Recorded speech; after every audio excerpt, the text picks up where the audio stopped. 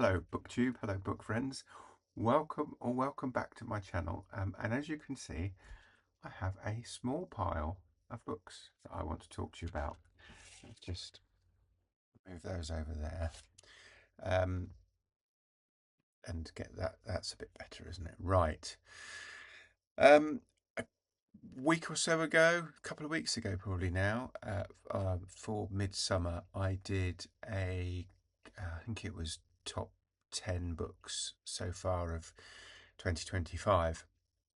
And I thought what I would do is come back today and just talk about some of the books I have in mind for reading over the coming few months. So it won't be all of them by any means, because there's what,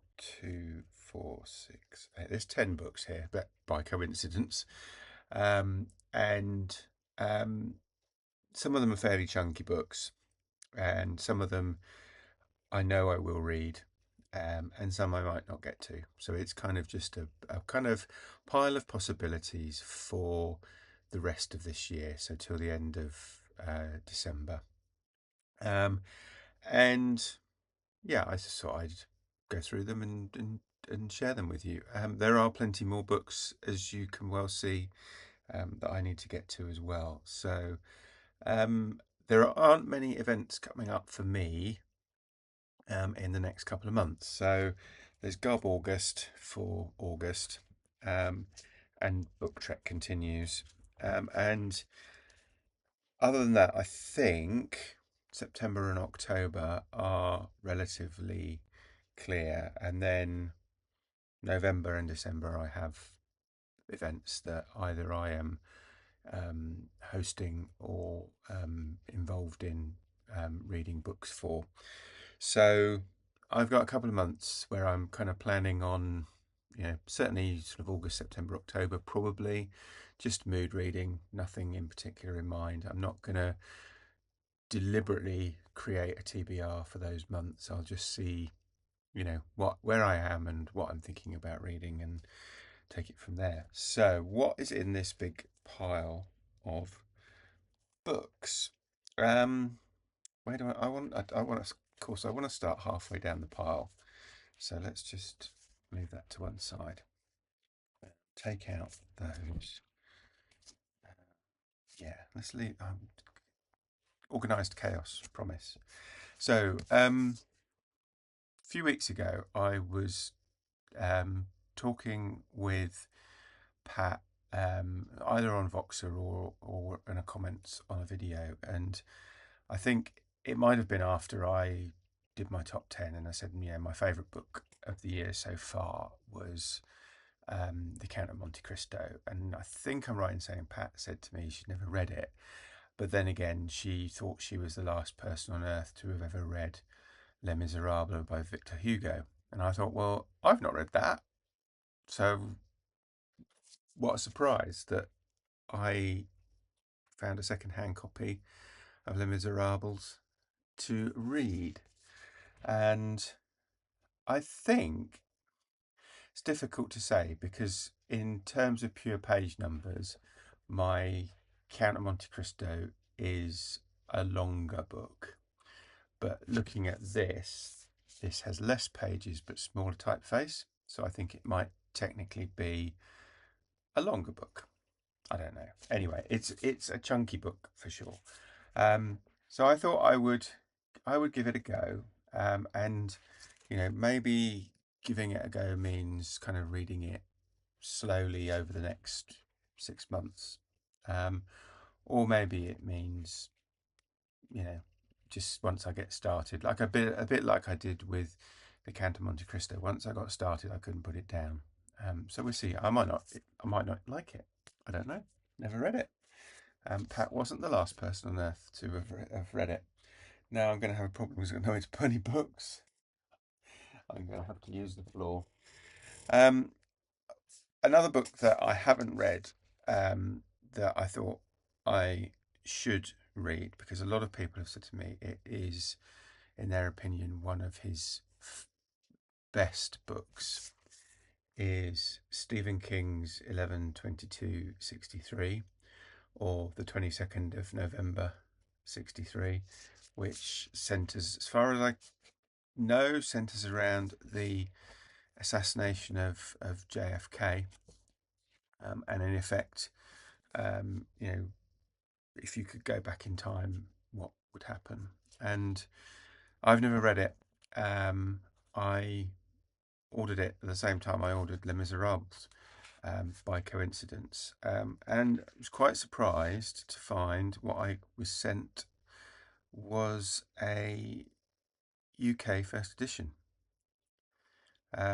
So, given that I collect Stephen King books, and there are a lot that I haven't read still, I think anyway.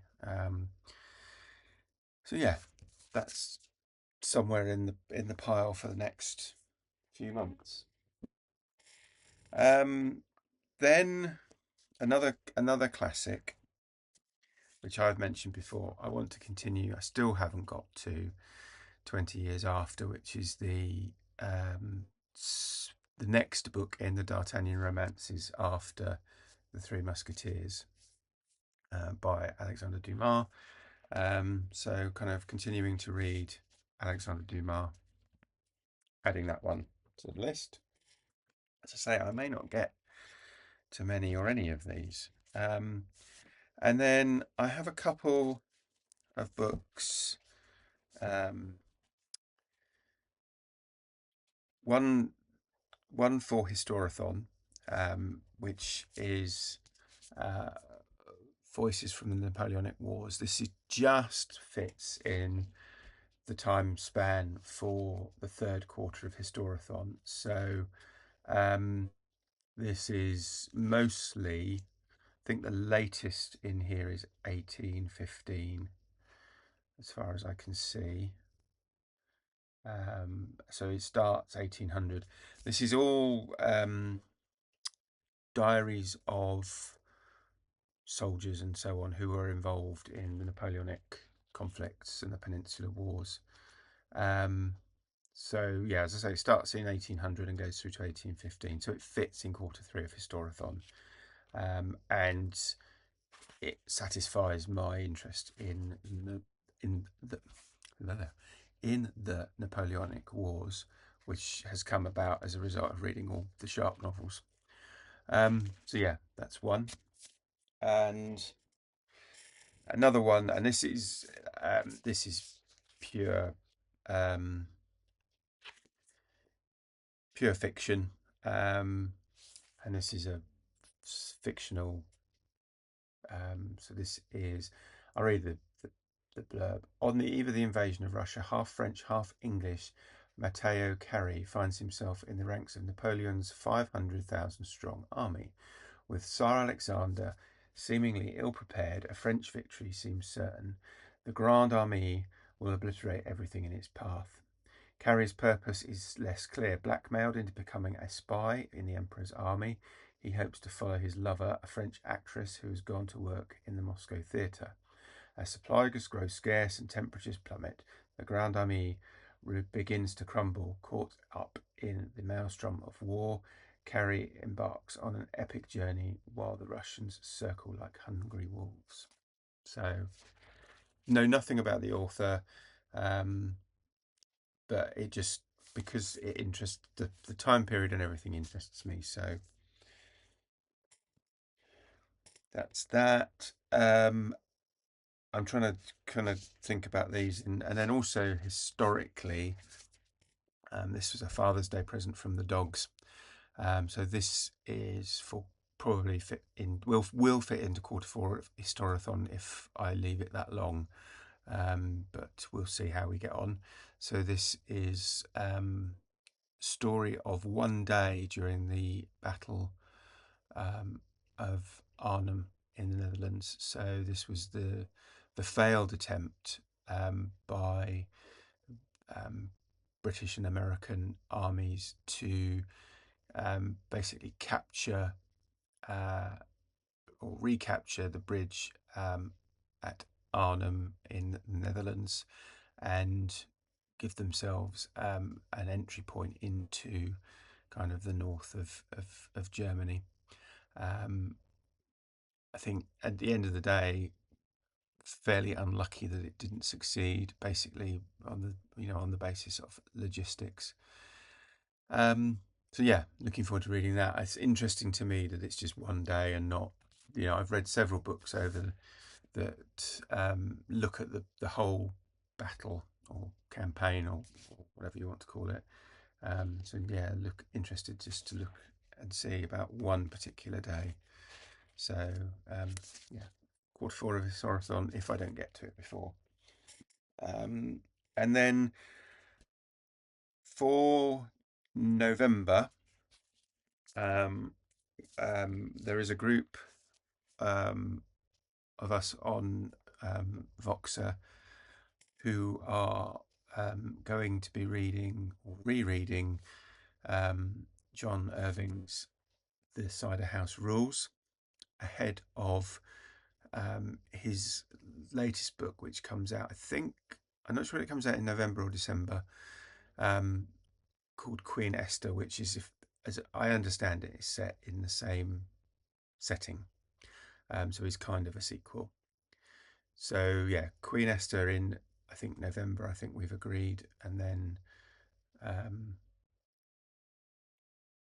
Queen Esther after it's come out. So it gives everybody an opportunity to get the book and so on. So yeah, that's a reading event that I'm taking part in. I think I've read the Cider House Rules before, but it was such a long time ago, I don't really remember it. So yeah, I'm looking forward to that. And if you're interested, if you're interested, let me know, and I'll put you in touch with others. There's some other booktubers, including Pat, Greg at Another BFR Reads, Alan at, I've forgotten can't remember Alan's channel name. I'll put a link down below. And there are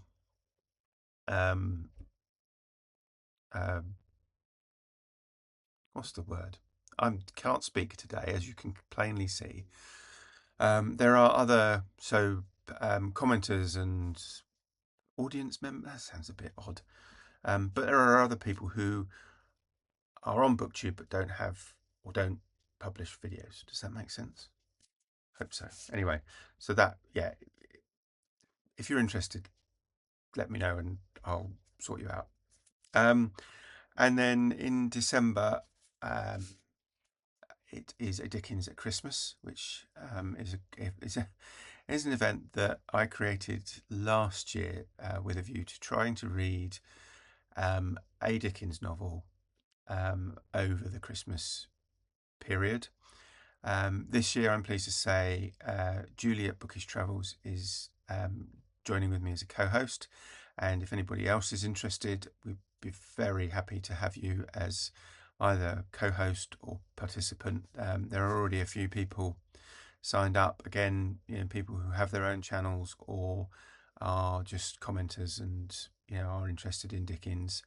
We're going to have, I think, the Pickwick Papers as the group read, although any Dickens novel, the idea is just to read a Dickens novel between December 1st and 12th night, so 6th of January, which gives you given that it's Christmas in the middle of all of that and New Year, it gives you an opportunity to kind of read. It's not restricted to purely to the month of December if you're a bit behind. So that's the plan. But any Dickens novel counts. I know some people read this last year. I read, I read A Christmas Carol every year anyway, but I also read Cricket on a Hearth last year and did a read through of A Christmas Carol. So yeah, if you're interested, let me know, and I'll add you to there's a Voxer group. So if you're on Voxer, let me know and I'll add you to the group. And then finally, two books that I bought relatively recently. and then kind of couldn't read. And I bought these in, I'm losing track of the days. It's July, June, May. I bought these in May, beginning of May. And as some of you probably know, we had a death in the family, a very close member of my family. And I realised that both of these, in this one, the author's grandmother dies, and in this one, the author's father passes away, and I just couldn't read them. Just I don't think those events are triggers in what becomes the books, but I just couldn't bring myself to read them. So I'm going to try and read them in the next 6 months. I don't know much about them, and I can't remember much about them. So let me read the fly leaves. When Stephen Lovatt's grandmother died, he lost not only a beloved family member, but also his last link to the way of life she had represented, rooted in place, socially democratic, ecologically rich. Cut loose from the past and confronted with a present missing even the birds of his childhood, Stephen's mind cracked. Drawing on fieldwork, local library archives, and oral history, as well as dreams, diaries, and visions, Enchanted Ground charts a fractured course from breakdown to belonging. For if he is to survive, Stephen realises he must set out like a pilgrim, cross the motorways and monoculture wastes of Britain in search of enchanted ground and those who have begun to rebuild it. So it sounds right up my street, but as I've said, so I would like to get to that. And then this one, entranced by history and myth, captivated by wonders of nature, Damian Lovatt explores the meaning we find in sunken ruins around the world. Thousands of years ago, an island off the Straits of Gibraltar went to war with ancient Athens. The battle was lost, and an earthquake cleaved the land in two. Overnight, the islands sank beneath the waves, or so legend tells. As a young boy, Damian Lovatt was captivated by the story of the lost city of Atlantis. As an adult, he dreams of diving to discover its ruins after the death of his father. Torn between his lifelong desires and the taboo his Romany culture places on the ocean, he comes by chance across a dive shop. He can't help but go in. And it goes on, but I'm not going to read anymore. So yeah, that is another one. And I have also Robert Macfarlane's latest book, Is a River Alive, which again I would like to get to. So I have kind of 3 sort of natural history related books that I'd like to get to, plus the other what was that? The other 8 that I've shown you. As I say, a pile of possibilities for the next 6 months or so. Starting from August, I've pretty much going to be private eye in July for July, and then, as I say, mood reading for a couple of months before we get to some of the events and group reads and so on. So yeah, that's my plan for the next 6 months ish. Obviously subject to change.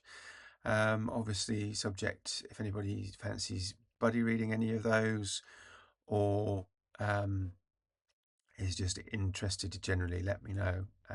Obviously I will talk about them as I get to them, and we'll go from there. So if you have been, thank you for watching, and I will speak to you again soon. Take care now. Bye bye.